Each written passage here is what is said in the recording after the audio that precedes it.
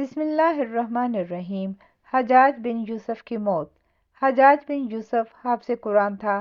وہ تہجد کی ایک رات میں 10 سپاروں کی تلاوت کرتا تھا، باجماعت نماز پڑھاتا تھا اور شراب و زنا سے دور بھاگتا تھا، لیکن انتہائی ظالم تھا۔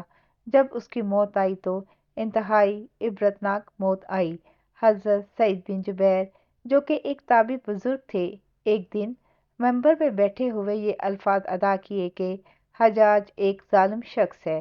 ادھر جب حجاج کو پتہ چلا کہ آپ میرے بارے میں ایسا گمان کرتے ہیں تو آپ کو دربار میں بلا لیا اور پوچھا، کیا تم نے میرے بارے میں ایسی باتیں بولی ہیں؟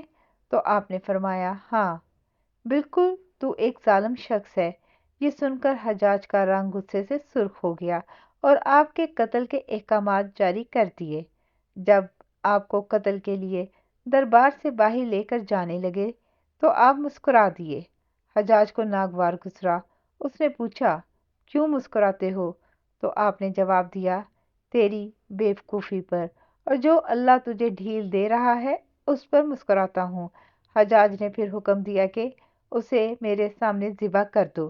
جب خنجر گلے پر رکھا گیا تو آپ نے اپنا رخ قبلہ کی طرف کیا اور یہ جملہ فرمایا، اے اللہ، میرا چہرہ تیری طرف ہے، تیری رضا پر راضی ہوں۔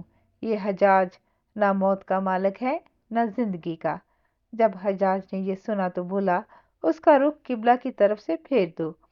جب قبلہ سے رخ پھیرا تو آپ نے فرمایا، یا اللہ، رخ جدھر بھی ہو تو ہر جگہ موجود ہے، مشرق مغرب ہر طرف تیری حکمرانی ہے۔ میری دعا ہے کہ میرا قتل اس کا آخری ظلم ہو، میرے بعد اسے کسی پر مسلط نہ فرمانا۔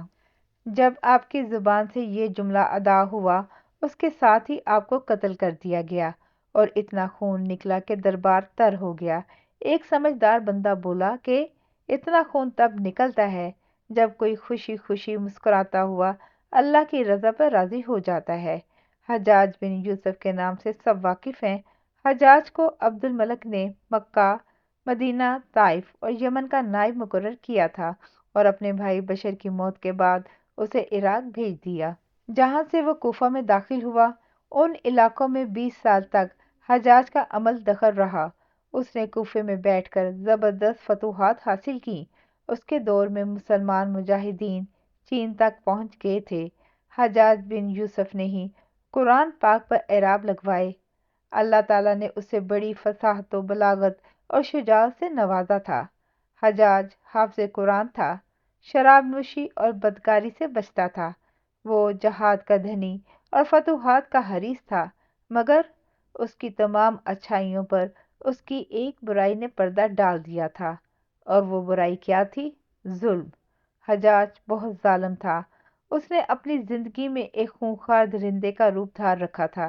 ایک طرف موسیٰ بن نصیر اور محمد بن قاسم کفار کی گردنیں اڑا رہے تھے اور دوسری طرف وہ خود اللہ کے بندوں، اولیاء اور علماء کے خون سے ہولی کھیل رہا تھا۔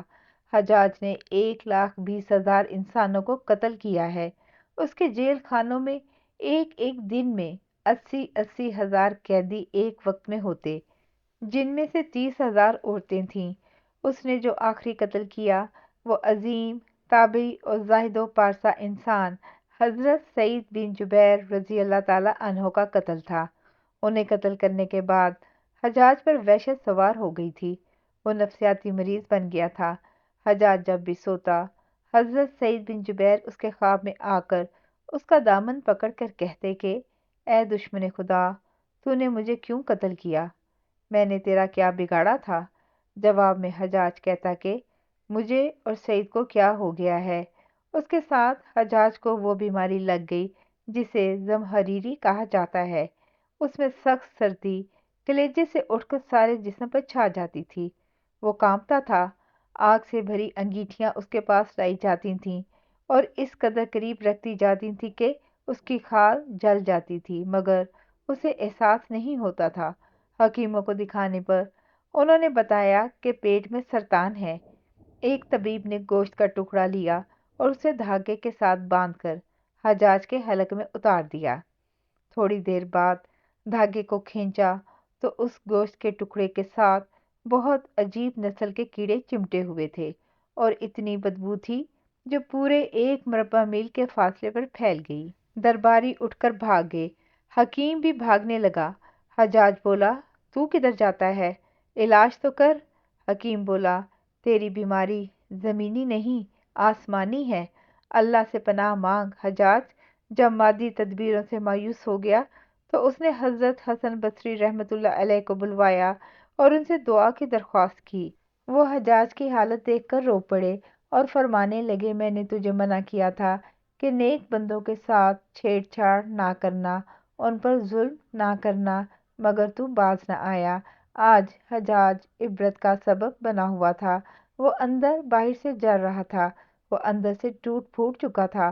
حضرت بن جبیر رضی اللہ تعالیٰ عنہ کی وفات کے 40 دن بعد ہی حجاج کی بھی موت ہو گئی تھی۔ جب دیکھا کہ بچنے کا امکان نہیں تو قریبی عزیزوں کو بلایا، جو بڑی کراہت کے ساتھ حجاج کے پاس آئے۔ وہ بولا، میں مر جاؤں تو جنازہ رات کو پڑھانا اور صبح ہو تو میری قبر کا نشان بھی مٹا دینا، کیونکہ لوگ مجھے مرنے کے بعد قبر میں بھی نہیں چھوڑیں گے۔ اگلے دن حجاج کا پیٹ پھٹ گیا اور اس کی موت واقع ہوئی۔ اللہ ظالم کی رسی دراز ضرور کرتا ہے، لیکن جب ظالم سے حساب لیتا ہے تو فرشتے بھی خشیت الہی سے کانپتے ہیں، عرش ہل جاتا ہے۔